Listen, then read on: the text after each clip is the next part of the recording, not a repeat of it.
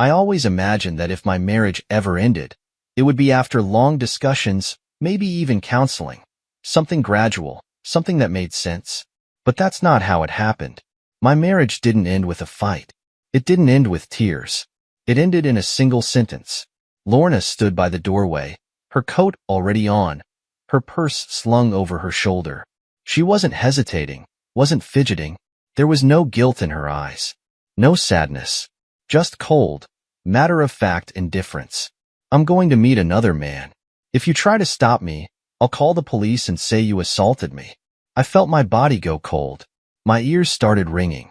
My mind was still catching up, still trying to process what she had just said, while she just stood there, looking at me like she was waiting for an answer. A joke. It had to be a joke, right? But her face didn't waver. Lorna, what? My own voice barely sounded like mine. She sighed, rolling her eyes. You heard me. I'm done pretending. I deserve more, and I found someone who gives me what I need. So, I'm going out, and you're not going to stop me. The casual way she said it, as if she were informing me about a dinner reservation, made something inside me twist. I wasn't angry. Not yet. I was something worse. I was numb.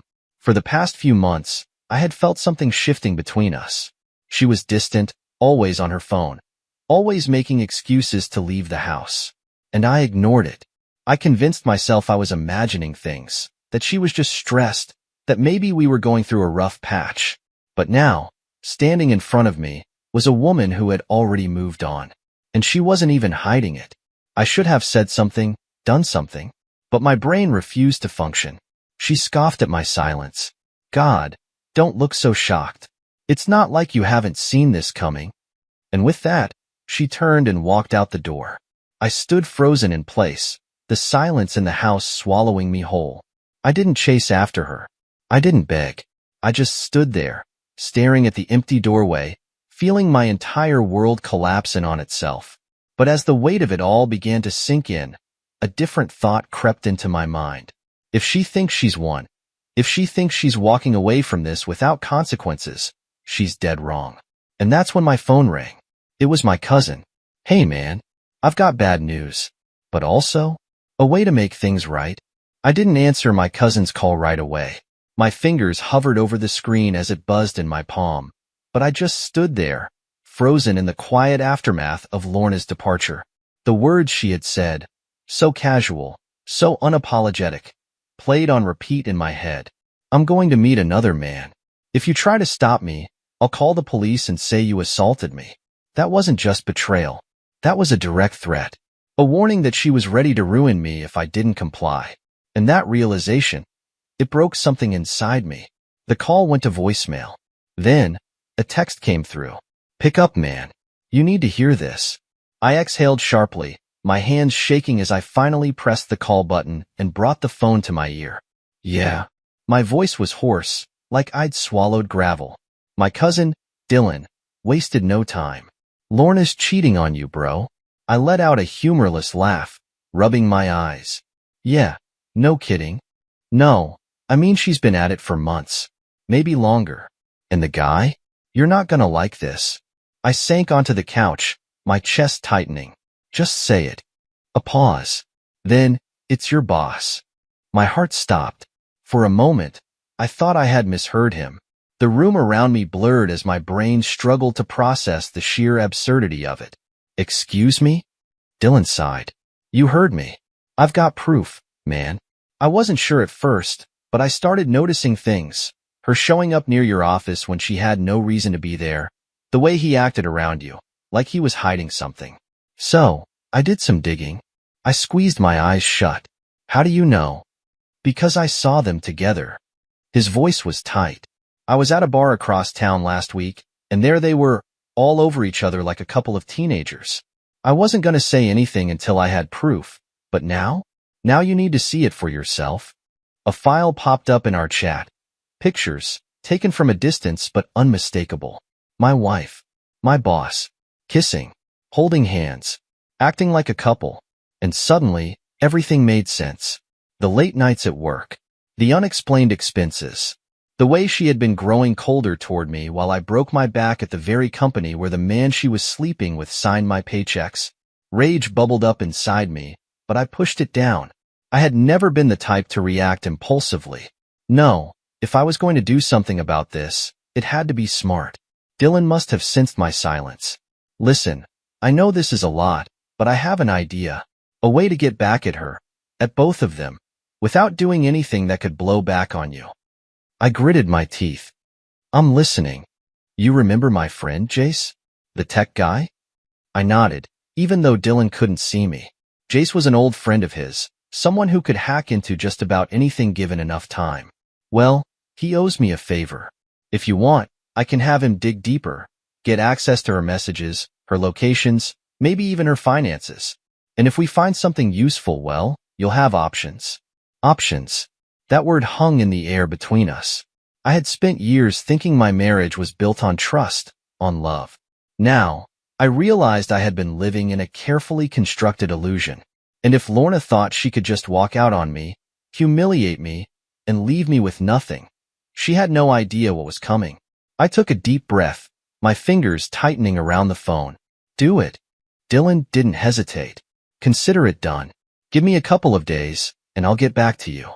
After I hung up, I sat in the dark living room, staring at nothing. I wasn't just heartbroken. I wasn't just betrayed. I was awake. And when Lorna came back home that night, acting like nothing had happened, she had no idea the clock was already ticking. Lorna walked back into the house just after midnight. No guilt, no hesitation. She tossed her purse on the counter, kicked off her heels, and gave me a quick glance like I was nothing more than a piece of furniture in the room. I sat in the dim light of the living room, gripping a glass of whiskey I hadn't even touched. She didn't even try to explain herself, didn't act surprised to see me still awake. You're up late, she said casually, walking toward the kitchen. I studied her as she grabbed a bottle of water from the fridge. There was no shame in her body language. If anything, she looked relaxed, like she had nothing to hide anymore. I forced a neutral expression. Had a lot on my mind. She leaned against the counter, smirking. Yeah? Maybe you should try getting out more. Clear your head. Clear my head. As if I was the problem. As if I was some clueless idiot who needed a change of scenery while she snuck off to be with my boss. I took a slow sip of my drink, watching her carefully. Where were you? She rolled her eyes. Out. No excuse. No cover story. She didn't even bother. And that's when I realized. She thought I was weak. She thought I would just accept it. That I'd let her come and go as she pleased. That I'd swallow my pride and keep my mouth shut. She had no idea. Well, I said, setting my glass down. I hope it was worth it. Her eyebrow twitched. Just for a second. What's that supposed to mean? I shrugged. Nothing. Just wondering if he treats you better than I do. For the first time all night, she hesitated. A flicker of something in her expression. Shock, anger, maybe even fear. But it was gone in an instant. Don't start, she muttered, turning to leave the room. I let her go. I wasn't going to waste my breath arguing with her. She had already made her choice. And thanks to Dylan, I had made mine. The first crack. The next day, I went to work like nothing had changed. I sat in my office, answering emails, taking meetings, pretending that everything was fine. But the moment I saw him, the man who had been sleeping with my wife while signing my paychecks, it took everything in me not to react. Ray Lancaster, CEO, my boss, a man I had trusted, respected. Now, I saw him for what he really was, a smug, arrogant coward who thought he could have anything he wanted, including my wife. He barely looked at me as he passed my office, his usual cocky smirk on full display. Maybe he thought I was still in the dark. Or maybe he just didn't care. But that was about to change. By noon, Dylan texted me. We got something. Call me when you're alone. I locked my office door and dialed. Dylan didn't waste time. Dude, you're not gonna believe this. Tell me. Jace got into her messages. She's been planning this for months. Talking about how she's going to divorce you. How she's going to make sure you get screwed in the settlement. She even asked him if he could pull some strings to make sure you lose your job. A slow, cold rage spread through me. She wants me fired? Oh, and it gets worse. Dylan hesitated. She's been transferring money. Small amounts, spread out over different accounts. Looks like she's stashing cash before she makes her move. I clenched my jaw. So, she's not just cheating. She's trying to leave me with nothing. Yeah, Dylan said darkly. And Ray's been helping her. I closed my eyes for a second, steadying my breath. Okay, I said finally. Then let's make sure that when she leaves, she's the one with nothing. Dylan chuckled. Now you're talking. We spent the next hour laying out the plan. Step by step. Carefully. Calculated. I wasn't going to lose my temper. I wasn't going to make a scene. I was going to outsmart her. And when the time came, she wouldn't even see it coming. I went home that evening feeling different, calm, focused. The initial shock had worn off, and now I had clarity. She wasn't just betraying me. She was setting me up to fail. That changed everything. Lorna was already home, lounging on the couch with her feet up, scrolling through her phone like she didn't have a care in the world. She had no idea the ground beneath her was about to collapse. Hey, she said without looking up. Dinner's in the fridge if you want it. That was the extent of our conversation. No guilt. No attempt to explain herself. Just the cold detachment of someone who had already checked out of the marriage. Perfect. I sat down across from her, pretending to scroll through my own phone while, in reality, I was reviewing what Dylan had sent me. Bank transfers. Messages. Plans. Every piece of proof I needed was sitting in front of me. She thought she was being sneaky, slowly pulling money out, making arrangements to leave me in financial ruin. But she didn't know that I had already started working on a counterattack. And then, I saw the message. Sent just 2 hours earlier. Lorna, I think he knows something. He's been acting weird. Ray, doesn't matter. Just stick to the plan. Once we move the rest of the money, we're good. He won't have a leg to stand on in court. I nearly laughed. They thought they were in control. Thought they were winning. But they had no idea I had already started stacking the deck against them. The first move. The next morning, before work, I met with a lawyer. Not just any lawyer. A shark. I laid everything out. The cheating, the stolen money, the manipulation. And when I showed her the evidence, she leaned back in her chair and smiled. You're in a better position than you think, she said. With this, you can flip the script entirely. She explained what we needed to do. It wasn't about confrontation. It was about strategy. If I reacted too soon, Lorna might catch on and move faster. But if I played along, let her think she was still ahead, I could trap her completely. And that's exactly what I plan to do. Letting her think she's won. At work, I acted normal. Forced myself to sit through meetings with Ray, pretending I didn't know he was actively trying to destroy my life behind my back. But I noticed things now. The way he smirked when he saw me. The way he avoided long conversations, like he didn't want to slip up. And then there was Lorna. That night, she was practically glowing, smiling to herself as she typed away on her phone. She thought she was getting away with it. Good day, I asked casually, taking a sip of my drink. She glanced up, caught off guard by my tone. Yeah, busy, though. You? I smiled. Same. Lie. My day had actually been spent secretly closing our joint accounts, canceling the credit cards she'd been using, and moving my direct deposits to a private account under my name only. By the time she realized what had happened, she'd already be drowning. She leaned back against the couch, stretching her arms. Hey, I was thinking I might go on a little trip next weekend, just for a few days. Clear my head. A trip, which meant she was making her move. Probably planning to disappear with Ray, while I sat at home clueless. I nodded, keeping my expression neutral. That sounds nice. You deserve a break. She blinked. That wasn't the reaction she expected. But I wasn't going to give her the satisfaction of seeing me hurt. Because while she was planning to leave me with nothing, I was about to take everything from her. Lorna believed she was in control. She had spent months laying the groundwork, slowly siphoning money out of our accounts, rewriting history in her messages with Ray, and ensuring that when she finally walked out, I'd be left scrambling. What she didn't realize was that I had already turned the tables. By the time she finished her little trip, she would come back to an entirely different reality. For the next few days, I played my role perfectly, acting indifferent, pretending to be the clueless husband who suspected nothing. And Lorna? She bought it. Completely. She smiled more, texted more, left the house without giving excuses. And at night, she barely bothered to hide the smirk on her face. She thought she had already won.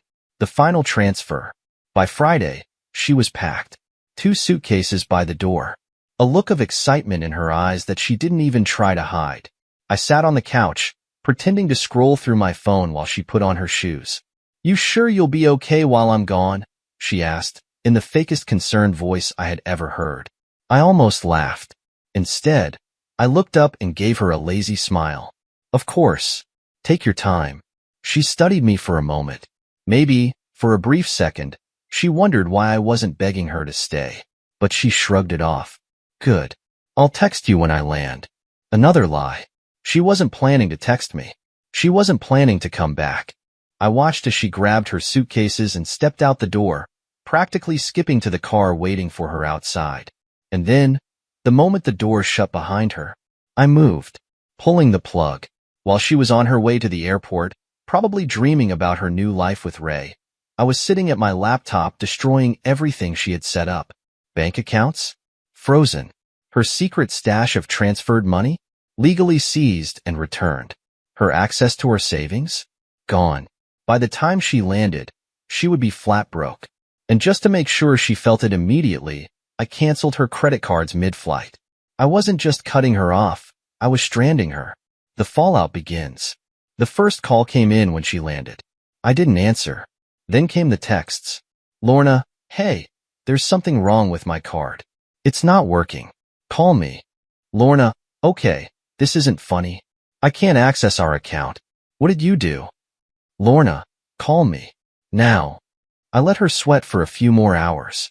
Then, finally, I answered.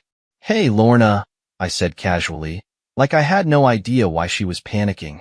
Her voice was sharp, furious. "What the hell did you do? I can't access any of my money." "My money?" I smirked. "Oh, you mean the accounts you were slowly draining?" "Yeah, I caught on to that." Silence. Then, a sharp inhale. "You have no right." "I have every right," I interrupted, my voice cool.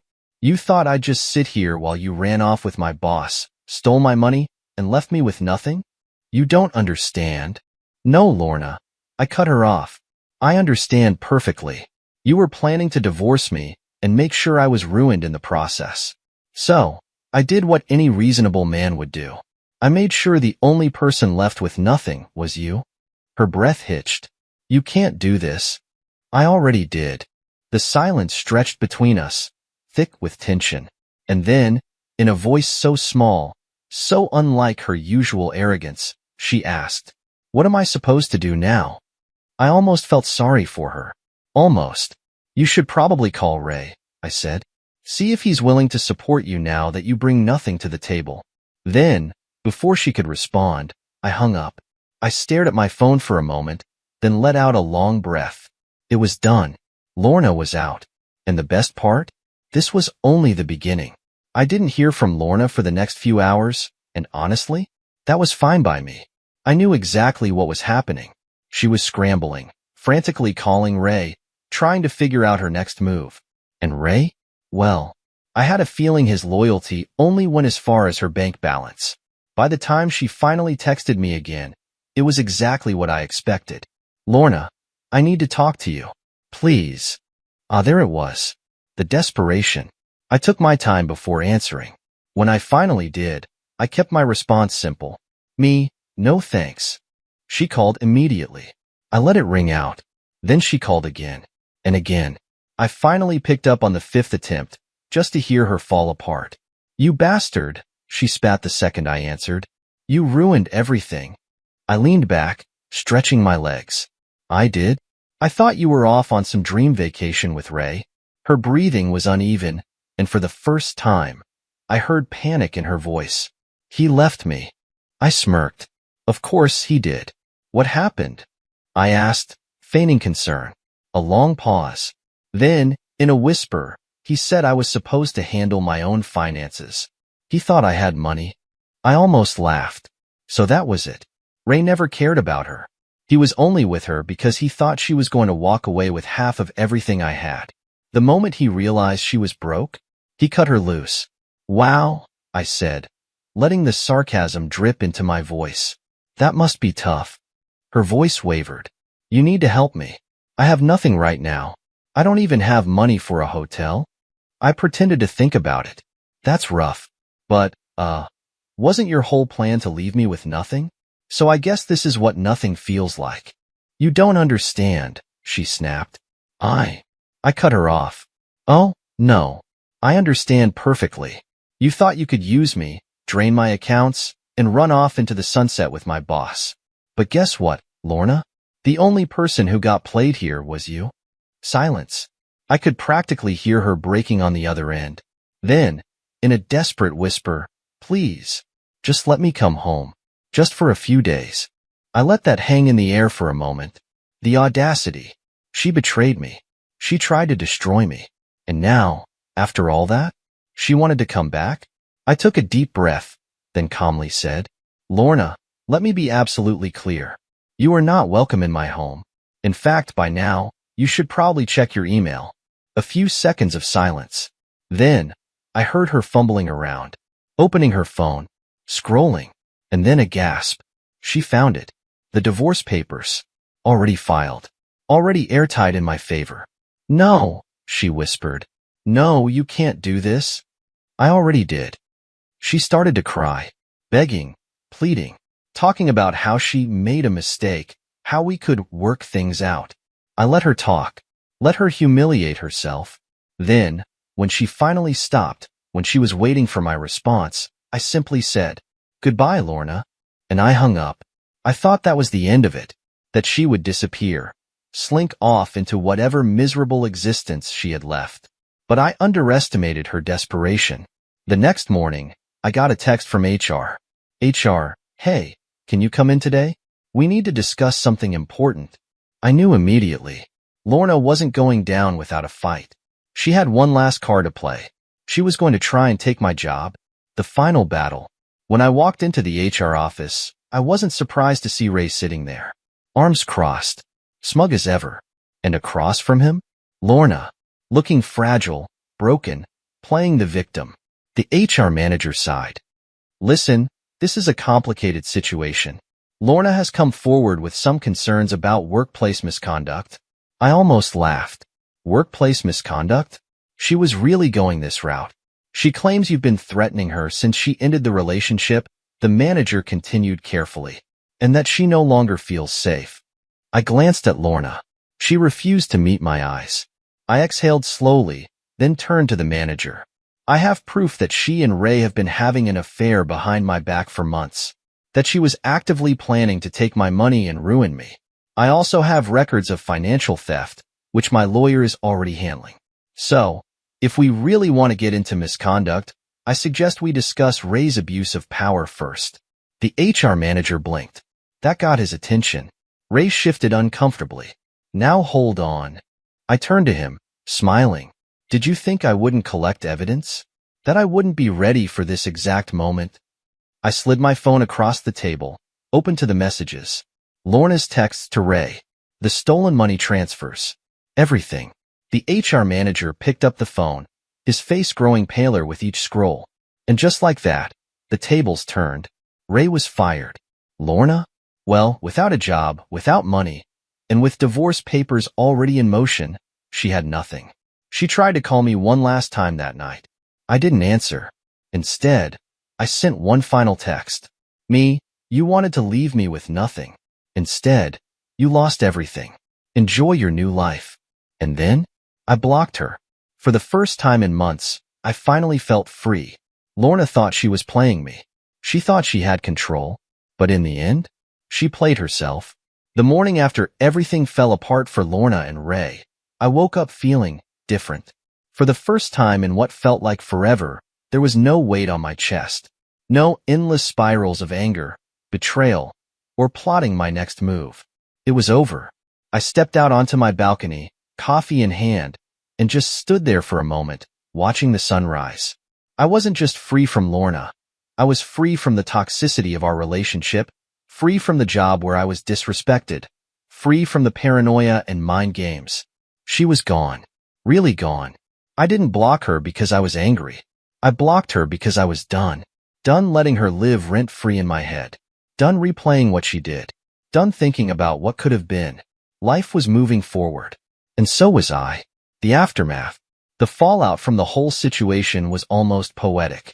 Lorna tried to fight the divorce, but with all the evidence I had, she didn't stand a chance. She got nothing. No money, no house, not even the car she once bragged about picking out. Ray? He lost his job immediately. His wife? Yes, he had won. Found out everything and left him, taking most of his assets in their divorce. Turns out, karma works fast when you least expect it. As for me, I took my time figuring out my next steps. I left the company, not because I had to, but because I didn't need that place in my life anymore. I had enough savings, and thanks to some smart investments, I wasn't struggling.